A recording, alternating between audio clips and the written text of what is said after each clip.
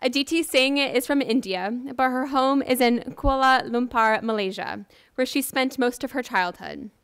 She came to the United States in 2018 and attended Denison University, where she majored in data analytics with a concentration in physics and narrative journalism. It's quite the combo. Aditi was always fascinated by numbers and the powerful story they can tell. 8 months ago, Aditi moved to the New York office, where she took a business intelligence analyst position within global banking at Goldman Sachs.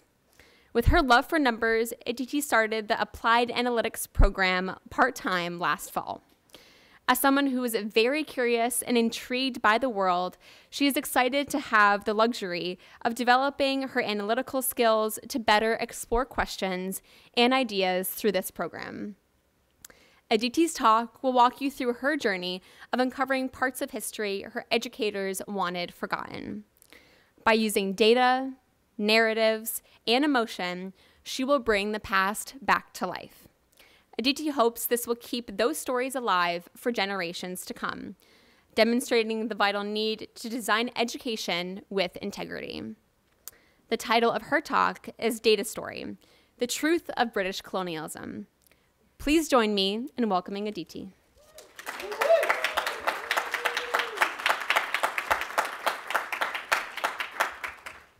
Thank you for that introduction, and thank you all for being here today and giving me the opportunity to share my story. I'm really excited.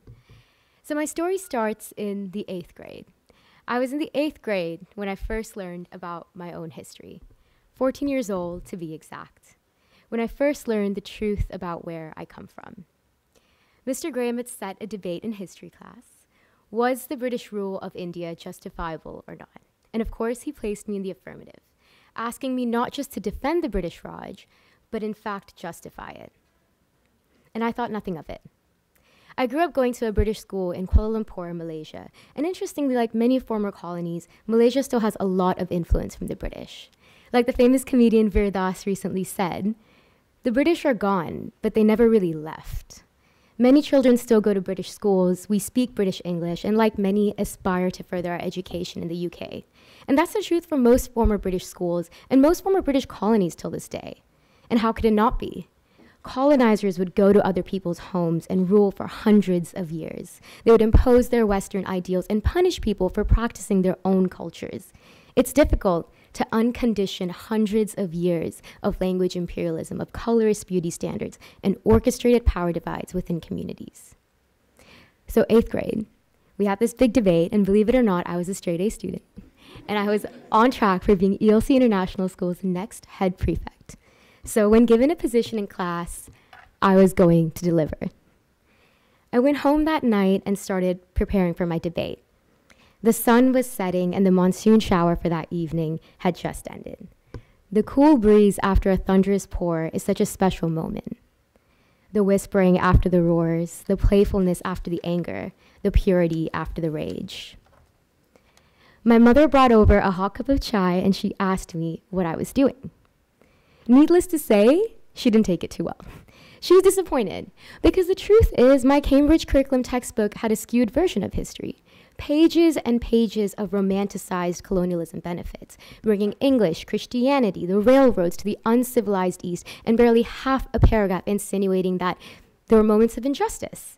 And of course, 14-year-old me believed my textbook because why would school lie to me? Why would my teachers lie to me?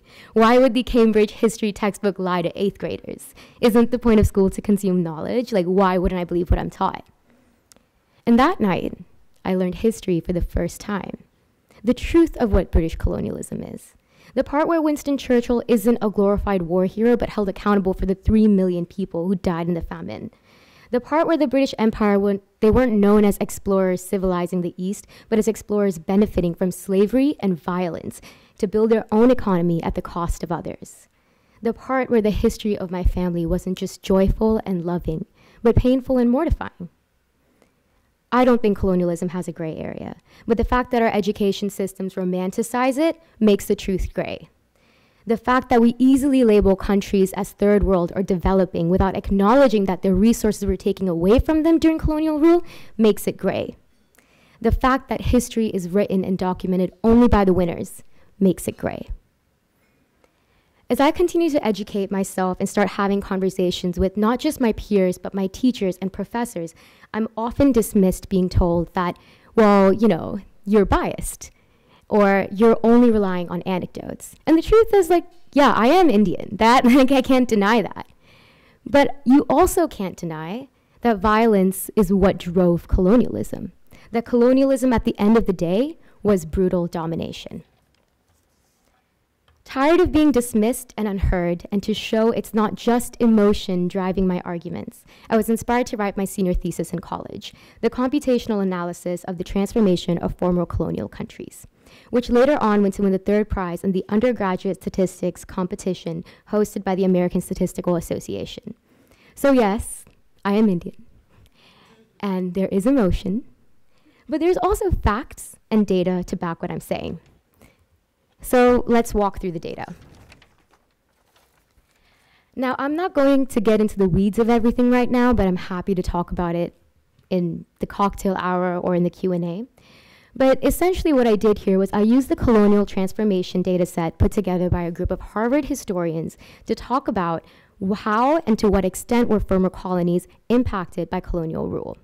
Briefly touching on methodology, I used the Pearson correlation matrix to look at the relationship between different variables. I created a ridge regression model, used different algorithms and clustering algorithms specifically, utilized ANOVA and different statistical tests to test my model, and found that there was, in fact, significance in identifying the variables that caused the history to be changed for former colonies.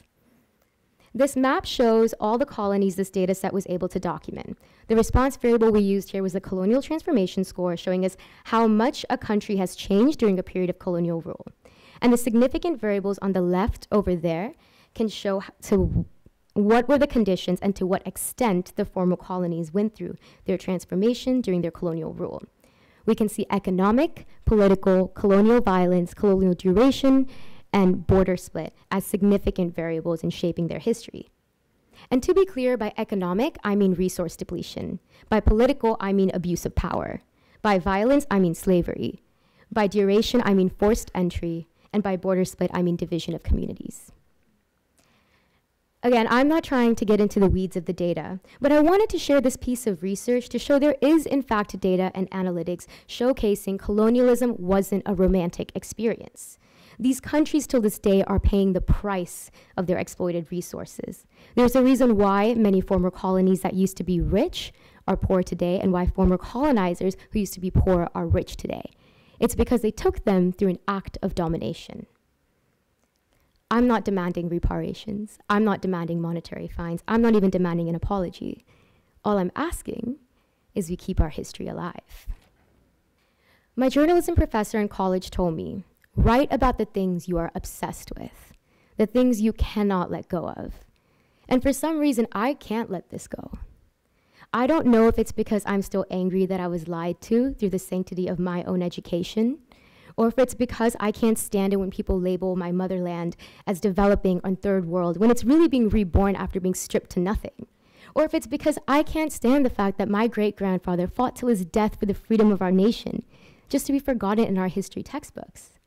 He was imprisoned for rebellion and then killed with glass pieces mixed into his bread for his last meal, a cruel death. And then I can't stand the reality that they're instead romanticized photos in our 8th grade textbooks instead of the brutality of the death he experienced. There are almost 10,000 Cambridge schools in over 160 countries, with children learning with the curriculum I grew up with. Chances are, if I didn't have an Indian mother or an Indian family who brought me chai that evening and talked to me, I might have believed what I was told and argued the affirmative and gotten my A and kept believing in my education. But as we've seen today, especially with history, it's not that black and white.